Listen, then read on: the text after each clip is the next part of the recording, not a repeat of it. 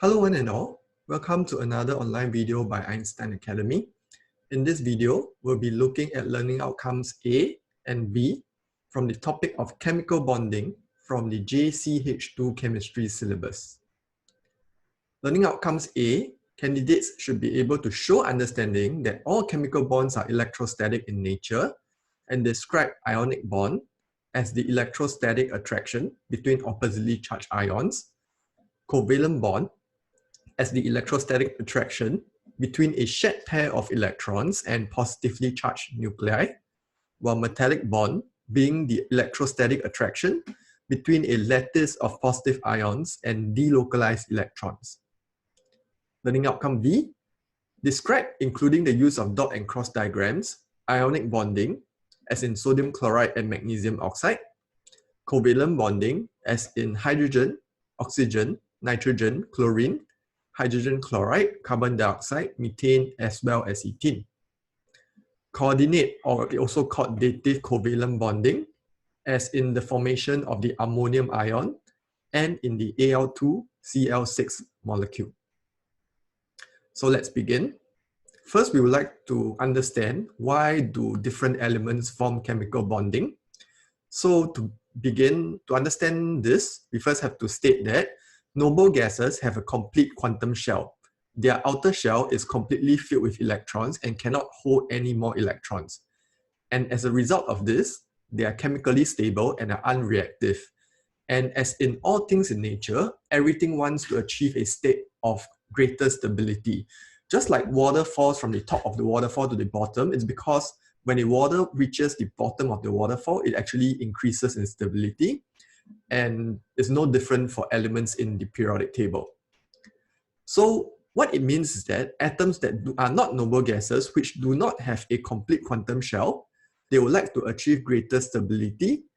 And in order to achieve greater stability, they will want to achieve the electronic configuration of the noble gases.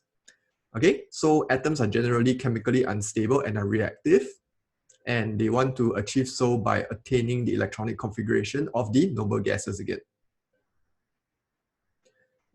So, like I said, atoms that are not noble gases want to obtain a stable noble gas type of electronic configuration. And how do they do so? They do so by either losing, gaining, or sharing electrons. And because of this loss, this gain, or the sharing of electrons, chemical bonds will be formed between the different atoms. And it's a very important point that all chemical bonds are electrostatic in nature, and this can be seen by the definition that we learned through in the learning outcome. We will come back to the definition again, but I would just like to point out, right, if you were to look at the learning outcome, notice that the definition, what type of bond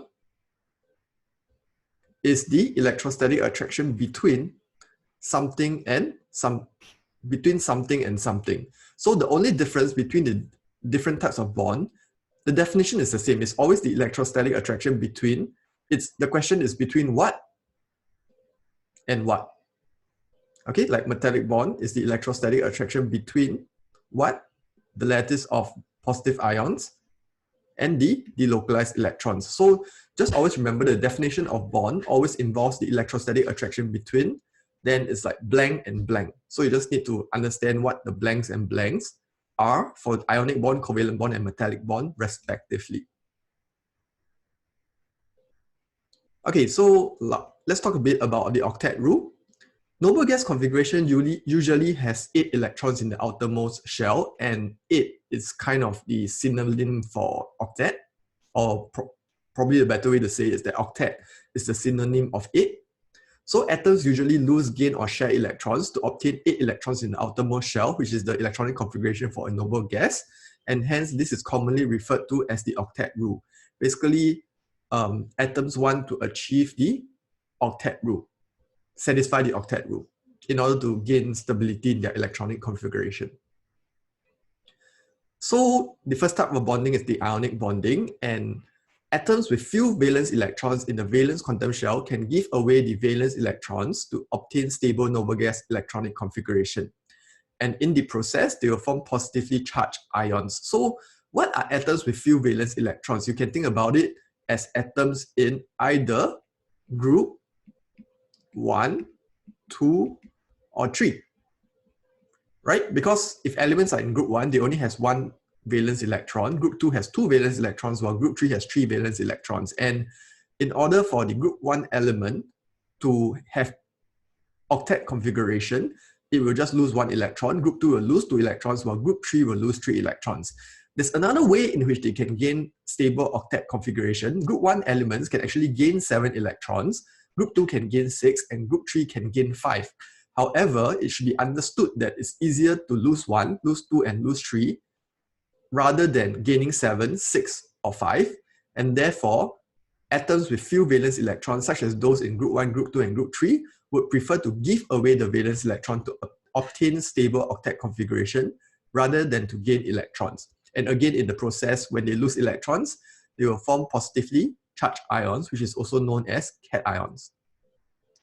On the other hand, atoms with electronic configuration that are close to a complete quantum shell can accept electrons to obtain stable noble gas electronic configuration. So what are the atoms with electronic configurations that are close to a complete quantum shell? So we can think about it as those elements in group 5, group 6, and group 7. So group 5 elements need to gain 3 electrons to obtain octet configuration. Group 6 needs to gain group 6 needs to gain 2, while group 7 needs to gain 1. Okay? Again, group 5 elements, there's another way that they can obtain stable octet configuration, which is to lose all 5 electrons. This one is to lose all 6, this one is to lose all 7. But compared to that, it will be easier for group 5 elements to gain 3 instead, group 6 elements to gain 2, while group 7 elements to gain 1. And therefore, they will rather gain electrons when they're in group 5, group 6, and group 7. And in the process, they would form negatively charged ions, which are also known as anions. The ionic bonding is then formally defined as the strong electrostatic forces of attraction between oppositely charged ions as a result of the transfer of electrons from one atom to another. So for example, if we talk about the sodium chloride, so what will happen is that sodium will transfer 1 electron to chlorine, and when it does so, it will form the Na plus cation and the Cl minus cation, and the electrostatic attraction between these two oppositely charged ions, that is known as the ionic bond. Okay, we will also like to mention that the strength of the ionic bond is proportional to the charge of the cation multiplied by the charge of the anion divided by the radius of the cation plus the radius of the anion. Okay, so for example, if we were to compare this situation to the Mg2 plus cation and the Cl minus cation, you will notice that the Mg2 plus has a higher charge than the Na plus, and therefore the ionic bond of MgCl2 is expected to be stronger than that of NaCl. Okay, by right, we should compare both the charges as well as the radius of the ion, because like both the charge and the radius appears in the equation. However, notice the following. In the numerator, this is a product, and in the denominator, this is a sum. Okay, and the effect of multiplication is actually stronger than the effect of addition, and hence, if there's a difference between the charge of the ions, it is just sufficient to talk about the charge of the ions to determine the strength of the ionic bond of one substance as compared to another. So, for example, Mg2 plus and Na plus, the charge of Mg2 plus is higher than Na plus, and we just have to talk about the charge to conclude that the ionic bond of MgCl2 is actually stronger than that of NaCl. Although it's also true that the radius of the Mg2 plus cation is actually smaller than that of Na plus, and hence, even if you include the radius of the cation for this example, it will still be true nevertheless that the ionic bond of MgCl2 is stronger than that of NaCl. Okay? So again, I'll just like to emphasize how do we use this is basically when we're comparing between two ionic compounds and we want to know whether the ionic bond of one type of ionic compound is it stronger or not as compared to the other one, we would apply this formula to compare between the two compounds to determine the strength of the ionic bonds in the two substances. Okay, so to talk about the dot and cross diagrams of ionic compounds, the sodium atom is in group 1. It has 1 electron excess of stable noble gas electronic configuration, while the chlorine atom is in group 7 and is 1 electron short of stable noble gas electronic configuration. So as such, the sodium atom will donate 1 electron to a chlorine atom, and in the process, they will form the Na plus and Cl minus ion, as I've mentioned in the previous slide, and hence forming the ionic compound NaCl. So the dot and cross diagram can be shown to be like this. So this is the sodium atom. It donates 1 valence electron from the outer shell, the red circle, to the chlorine atom. And in doing so, this will be the Na plus ion, and this will be the electronic configuration of the Cl minus ion. Notice that one of the electrons is a red circle, which is from the sodium atom. This is the complete electronic configuration that shows all quantum shells, but for chemical reactions, all the reactions only involve the valence shells, and more often than not, we are only interested in what happens to the electrons in the valence shell. So if we were to ignore the inner shell electrons, then this would be the diagram which only shows the valence quantum shell, basically the most outer shell of each atom. But it is still true that when sodium donates the electron, which is represented by the red circle, to the chlorine atom, you will form the Na plus ion and the Cl minus ion. I remind you all again that the electrostatic attraction between the Na plus ion and the Cl minus ion is defined to be the ionic bond in sodium chloride. Another example, aluminum atom is in group 3. So it has 3 electrons excess of stable noble gas electronic configuration. So you want to lose 3 electrons. Each aluminum atom will want to lose 3 electrons. Oxygen atom, on the other hand, is in group 6 and is 2 electrons short of stable noble gas electronic configuration. So each oxygen atom would want to gain 2 electrons to obtain stable noble gas electronic configuration. The lowest common multiple of the 2 atoms for this case is 6. The lowest common multiple of 3 and 2 is 6. And hence, we need 2 aluminum atoms to be able to donate 3 electrons, and we need 3 oxygen atoms to be able to receive these, each one of them to receive 2 electrons, so that the total number of electrons that is given out by all the atoms, all the metal atoms, is received equally by, not received equally, as in the total number of electrons donated by all the metal atoms is also equals to the total number of electrons that is received by the non-metal atom. And that's the reason why we need to find the lowest common multiple of these 2 numbers. Okay, so each of 2 aluminum atoms will donate 3 electrons, and the 3 oxygen atoms will gain a total of 6 electrons, and hence each of them will receive 2. And in the process, they will form the Al3 plus cation and the O2 minus anion, and the formula unit of aluminum oxide will hence be Al2O3. Schematically, the dot and cross diagram, so these are the 2 aluminum atoms and these are the 3 oxygen atoms. This has 3 electrons to give out. It will give out this electron and this electron to the first oxygen atom. Then one of these electrons will go to the second oxygen atom. One of these electrons will go to the second oxygen atom, while the remaining last 2 will go to the third oxygen atom. And in the process, there will now be 2 Al3 plus cations and 3 O2 minus anions. So this is the Al3 plus cation, and this is the O2 minus anion. And hence, the formula, there's 2 of this, and there's 3 of this, and hence the formula unit is Al2O3, aluminum oxide. Again, if we were to remove all the inner shells, then this will be the diagram that only shows the valence quantum shell. That's for ionic bonding. Let's talk about covalent bonding. In ionic bonding, we have one atom that has very few valence electrons, and we have another atom that has close to complete octet configuration. What if we have 2 atoms that both of them has electrons that is close to a complete quantum shell? So atoms with not few valence electrons, but has valence electrons close to the quantum shell, close to octet configuration. So sorry for this error in the notes. atoms with valence electrons that is close to the octet configuration in the valence quantum shell can share valence electrons to obtain stable noble gas electronic configuration.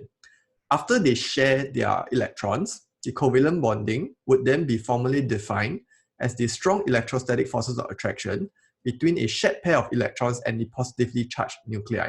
So let's illustrate schematically what's covalent bonding. So let's use an example. Like for example, the oxygen atom is in group 6 and hence is 2 electrons short of stable noble gas electronic configuration. It is close to octet configuration, 2 electrons short only.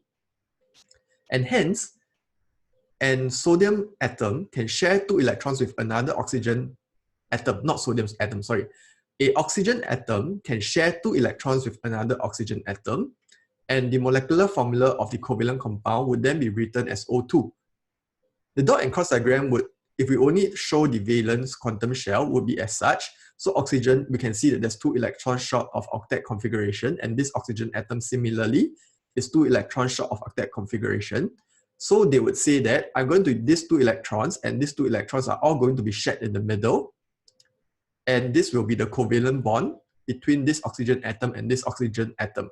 Specifically, because in the middle of each atom, there are protons in the nucleus, and there are also protons, the electrostatic attraction between these protons and the shared pair of electrons, this is formally defined to be the covalent bond. Okay, this is like the glue that holds the 2 oxygen atoms together in a covalent compound. Just some notation, this is called a lone pair of electrons. The lone pair of electrons is not involved in bonding, whereas the bonding pair of electrons, this is understood to be electron pairs involved in bonding on the other hand. Okay, it's very obvious by the naming of this is bonding pairs, electron pairs that are involved in bonding. Another example, carbon dioxide. The carbon atom is in group 4, hence is 4 electrons short of stable noble gas electronic configuration. Since it is 4 electrons short, it means that it has to form total of 4 covalent bonds, and only when it has formed a total of 4 covalent bonds will it be able to achieve stable octet configuration. The oxygen atom is in group 6. It is 2 electrons short of stable noble gas electronic configuration. So it has to form 2 covalent, each oxygen atom has to form 2 covalent bonds. And hence, each of the 2 oxygen atoms will share 2 electrons with a center carbon atom, and in doing so, they will form the chemical compound carbon dioxide. Schematically, this is how it looks. Carbon, it will take these 2 electrons to share with the 2 electrons of this oxygen atom, and it will take the remaining 2 to share with the other 2 electrons of another oxygen atom, put it in the middle, and this will be the covalent compound carbon dioxide. A lot of times it can also, this is the dot and cross diagram, but a lot of times it can also be represented like this. And notice that if it's only one pair of electrons being shared, then it would be a single covalent bond. But since there is 2 pairs of electrons that's being shared between this carbon and this oxygen atom, it will be a double bond. And this double bond can be also thought of as like that. 2 electrons from the carbon atom and 2 electrons from the oxygen atom that is shared in the middle between the carbon atom and the oxygen atom. And again, I remind you that the covalent bond is the electrostatic attraction between the nucleus and the shared pair of electrons in the covalent bond. Similarly, for the oxygen, it's between the nucleus of the oxygen atom and the shared pair of electrons between the C and the O. Methane, carbon is in group 4, it will form 4 covalent bonds. Hydrogen is in group 1, it will form 1 covalent bond. And hence, we need 4 hydrogen atoms to share with a single center carbon atom. And this will be the dot and cross diagram for methane. So take 1 and share with 1 hydrogen atom, take 1 and share with the other hydrogen atom, so on and so forth. And hence, if you were to count the total number of electrons around the center carbon atom, it would have 8, thereby satisfying the octet rule for the central carbon atom. Hydrogen is an exception. Hydrogen doesn't obey the octet rule because it's in period 1, and hence having 2 electrons in the first quantum shell would be able to achieve the stable noble gas configuration of helium, and hence hydrogen only needs to form a single covalent bond instead of having to form covalent bonds until it achieves the octet configuration. Okay, so again, hydrogen forms one covalent bond, and when it does so, it will achieve the helium electronic configuration, which is a stable noble gas configuration, although this is not the A octet rule, because octet rule means that 8 electrons in the outermost quantum shell, but helium, being a noble gas, only has 2 electrons in the outermost shell. The last example we'll talk about is ethene. So ethene, carbon atom is in group 4, so it will form 4 covalent bonds. Hydrogen is in group 1, so it has to form 1 covalent bond each. And hence, okay, sorry, let me just go back to this. If you were to draw this kind of structure, this would be the structure of methane. Okay, 4 single bonds between each carbon atom and hydrogen atom.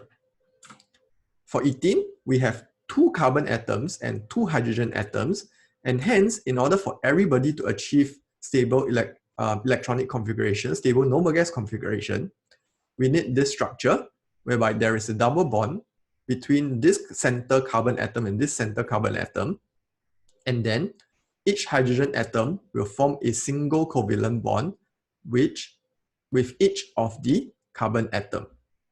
So this is a double bond, 4 electrons here. In this single bond is 1 cross and 1 dot, 1 from the carbon, 1 from the hydrogen, 1 from the carbon, 1 from the hydrogen, 1 from carbon, 1 from hydrogen, and 1 from carbon, 1 from hydrogen. So this 4, 1, 2, 3, 4 is this, 1, 2, 3, 4, and this is this. Okay, so hopefully you now know how to draw the dot and cross diagrams of ionic compounds as well as covalent compounds. Ionic bonds with covalent character. So note that just now when we talk about ionic bonds is when a metal atom that has few valence electrons would donate electrons to a non-metal atoms, and in doing so, everybody will achieve stable noble gas electronic configuration. And the ionic bond is defined to be the strong electrostatic forces of attraction between the cations and the anions. However, using the example of, say, sodium chloride, when Na donates an electron to Cl-, when Na donates an electron to the Cl atom, in doing so, it will form the N+ cation and it will form the Cl- anion. So basically, 1 electron is completely transferred from Na+, so from Na to Cl, and a pure ionic bond will be one whereby the sodium is fully 1+ charge and the chlorine is fully 1- charge. The electron is completely transferred. However, when the ionic bond is formed, because the cation is positively charged and the anion is negatively charged, what will happen is that the cation will pull back some of the electron density. It will pull back some electron density from the chlorine anion. This is known commonly, the terminology that we use to describe this is that the cation polarizes the electron cloud of the anion. Basically, it pulls back some electron density from the anion. And because of this, right, this will introduce some degree of covalent character into the ionic bond. Because imagine if it pulls back half of the electron density, then let's say it pulls back half of the given electron density, right? Then this would actually imply that the Na+ lost half electron and the Cl- gain half electron. It means that the electron is actually shared between the Na and the Cl because it's not completely given. Okay, so I hope this makes sense to you. When basically after you form the ionic bond, the cation, because of the fact that the result is that it's positively charged and the N ion is negatively charged, it will always pull back some electron density back to the cation, and in doing so, there is always some degree of sharing instead of it being a pure ionic bond. As a result of this attraction, pure ionic bonds actually do not exist. So pictorially, it looks like this. An idealized ion pair is by when the metal gives out the electron to the non-metal, the metal is fully positively charged and the anion is negatively charged. However, because of the plus attracting the electron density of the anion back, it will actually pull the electron cloud back to a certain extent, and there will be some degree of sharing between the cation and the anion. Okay, so the question is, if I have two ionic compounds, right, this effect is actually stronger for which ionic compound, and what are the factors that can be used to decide this degree of depolarization, which is basically the degree of the pulling of the electron cloud of the anion back by the cation. And the answer is this.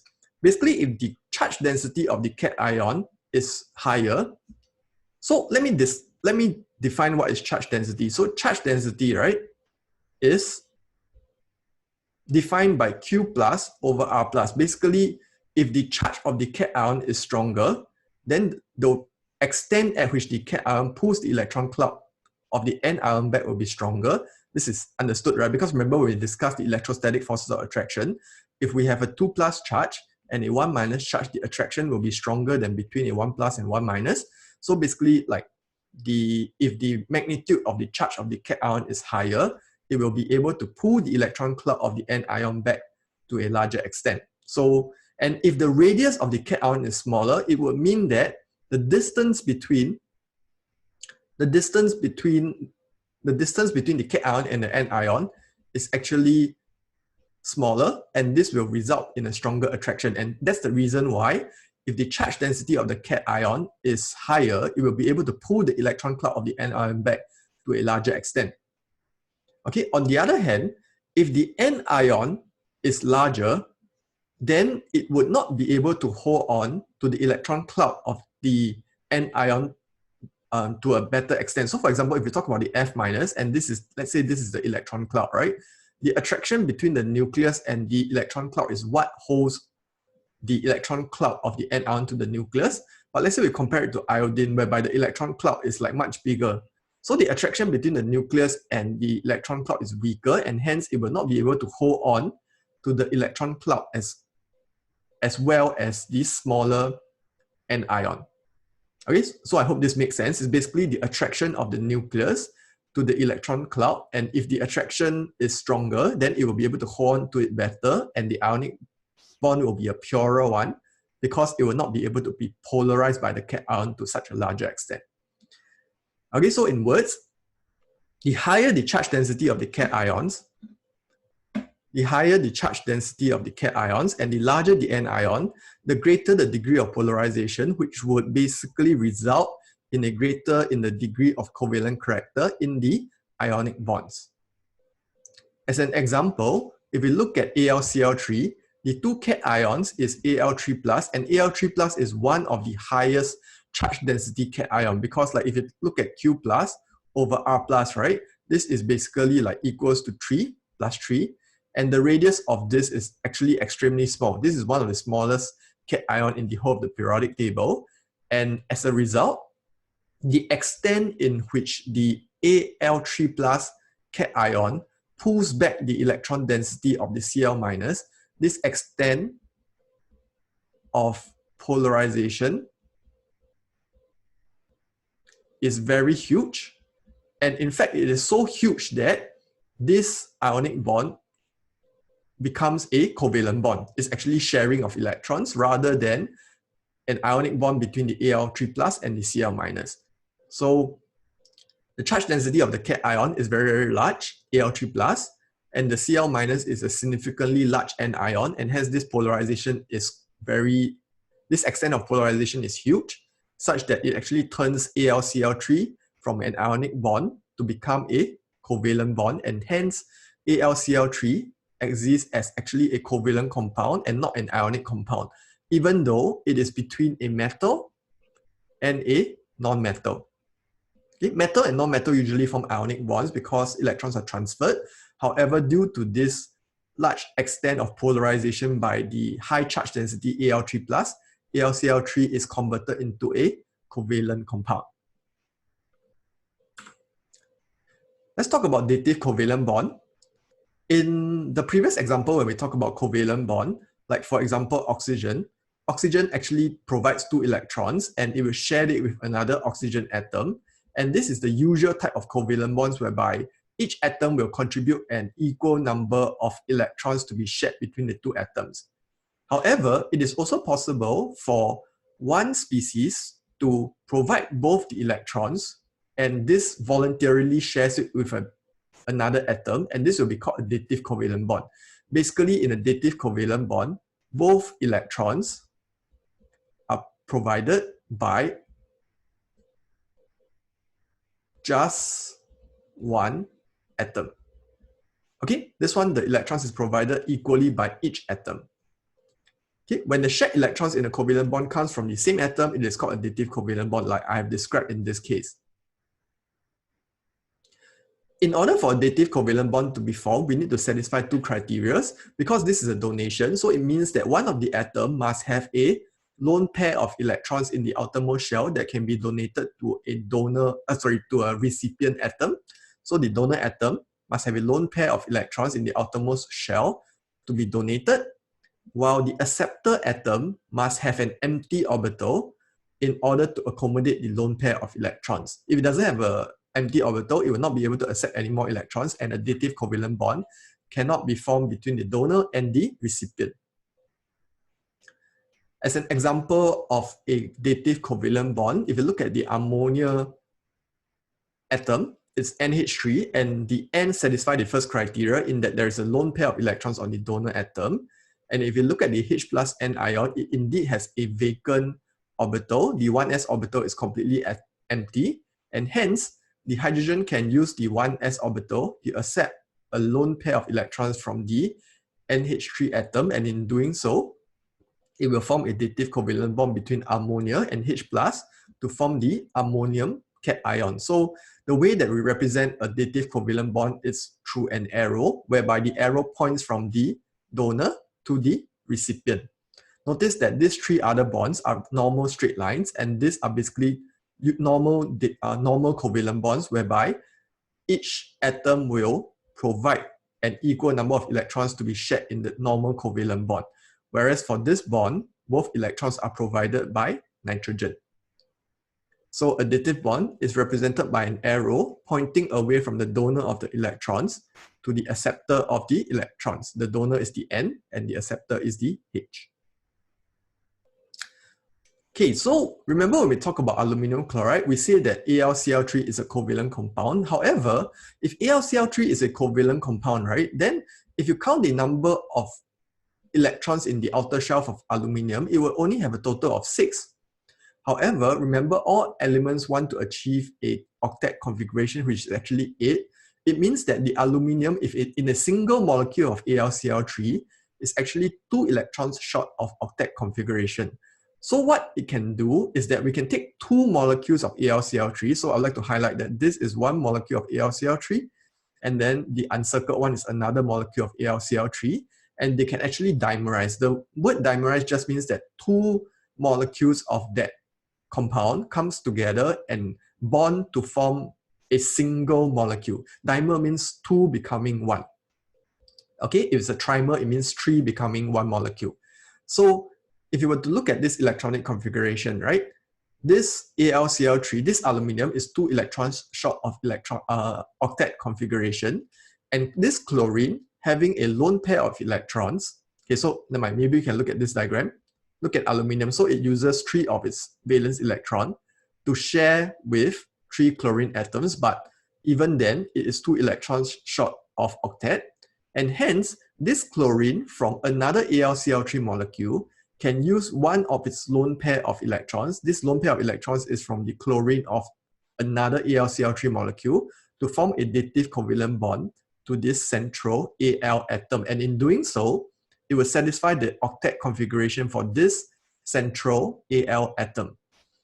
then this chlorine from this AlCl3 molecule can similarly use one of its lone pair to form a dative covalent bond to the other central Al atom, and in doing so, this other central Al atom will also achieve stable noble gas electronic configuration. So this is how it's represented. Okay, dative covalent bond from this chlorine atom to this aluminum central metal atom, and then this chlorine atom forms a dative covalent bond to this central metal aluminum atom. And in doing so, everybody will now have stable noble gas electronic configuration. The aluminum, if you count, 8 electrons in the outer shell, 8 electrons in the outer shell. And chlorine similarly still has 8 electrons in the outer shell. Everybody is stable. So again, a dative bond is represented by an arrow pointing away from the donor of the electrons to the acceptor of the electrons. The chlorine is the donor, the aluminum is the acceptor. Similarly for this. Expression of octet configuration, we mentioned that every atom would usually want to achieve a stable noble gas electronic configuration, which is most of the time 8 electrons in the outer shell.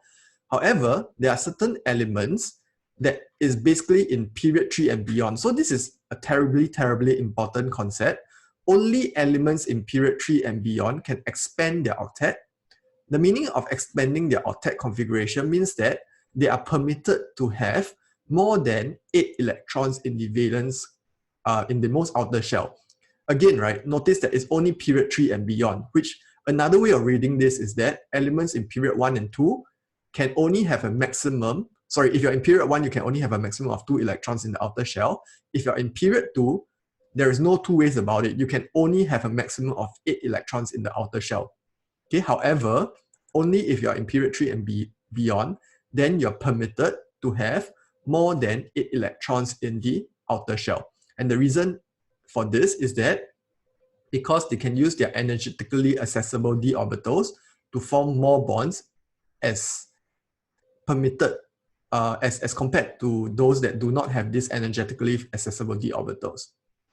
Okay, so the expansion for octet is preferred for elements in period 3 and beyond over the formation of dative covalent bonds. So basically, if the central atom in the covalent compound is in period 3 and beyond, then we are always free to expand the octet. If you count the number of electrons in the outer shell for this phosphorus, right, you would see that it has 1, 2, 3, 4, 5, 6, 7, 8, 9, 10. Okay, which is 2 more electrons than the octet configuration. For this sulfur, it has like 2 here, 2, 2, 2, 2, 2, for a total of 12 electrons in the outermost shell. Again, expanding the octet. Okay, this sulfur has a total of 4 plus 4 plus 2 plus 2 for a total of 12 again. And this one has a total of 4 plus 2 plus 2 plus 2, which is 10. All of them violate the octet configuration, and the reason is because phosphorus, sulfur, and phosphorus, they are all in period 3 and beyond. And that's the reason why they are permitted to have more than 8 electrons in the outermost shell. I remind you again, if we have a molecule whereby the atom is only in period 2, there is no way that you can draw a dot and cross diagram such that that atom from period 2 has more than 8 electrons in the outer shell. Okay, and in order to prevent that, you have to use dative covalent bonds in order to keep the number of electrons in the outermost shell to be 8 or lower. However, if you're in period 3 and beyond, then just feel free to ignore using dative covalent bonds and you can have more than 8 electrons in the outer valence shell.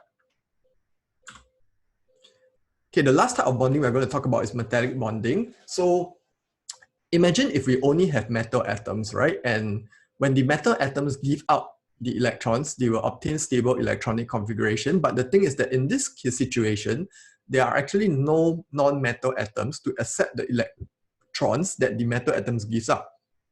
And hence, what happens is that the metal atoms just freely give up the electrons, and the electrons, instead of being donated to a non-metal atom that accepts it, it is just freely moving within the lattice of positively charged ions, which are the cations that's formed when the metal atoms loses the electrons.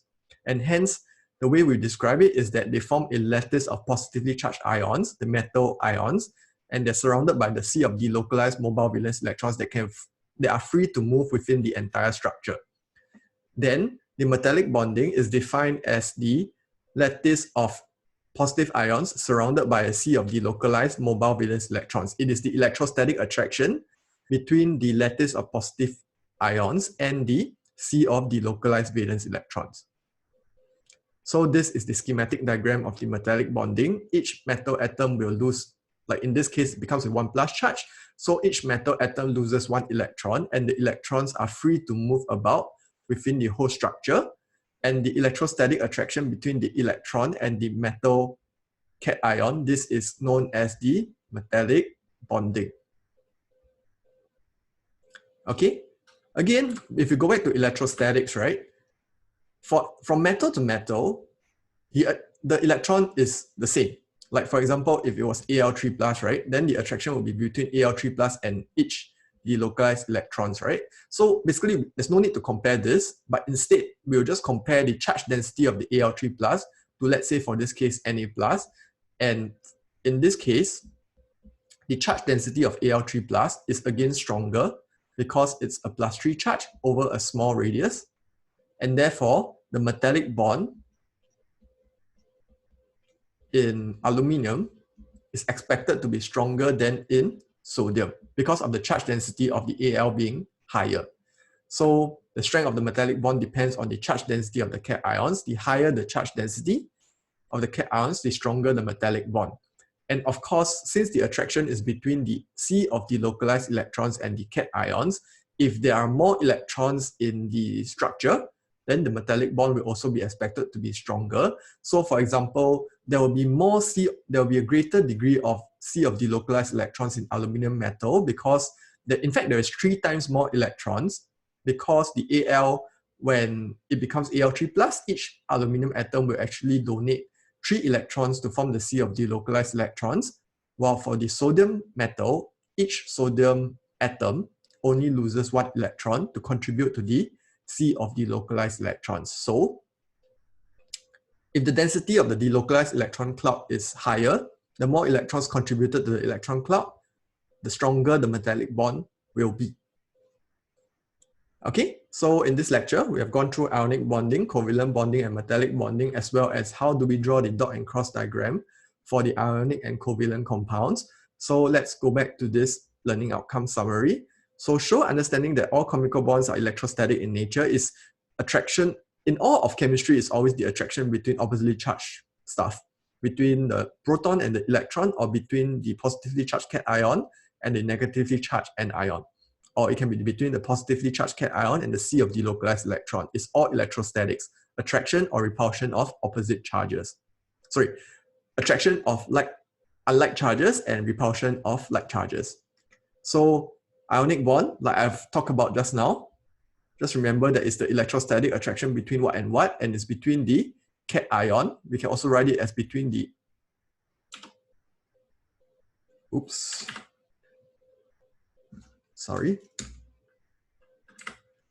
We can also write it as between the cations and the anions. Then for the covalent bond is the electrostatic attraction between what and what? Between the shared pair of electrons and the positively charged nuclei. So let me remind you, it's like, for example, if it's like this, for this case, it will be between the example Na+ and Cl- ions. This is the ionic bond.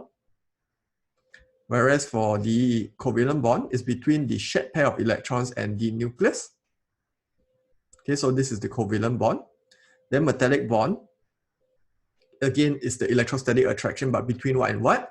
Is between the lattice of positive ions and the delocalized electrons. So let me just this, okay? So between the positively charged ions and the sea of delocalized electrons, the attraction between this and all the electrons in the metal structure. We also went through the dot and cross diagram for the sodium chloride and magnesium oxide, and also for covalent compounds. Hydrogen I didn't go through, but like you should give that a go. We went through oxygen. We also went through carbon dioxide, methane, and ethene.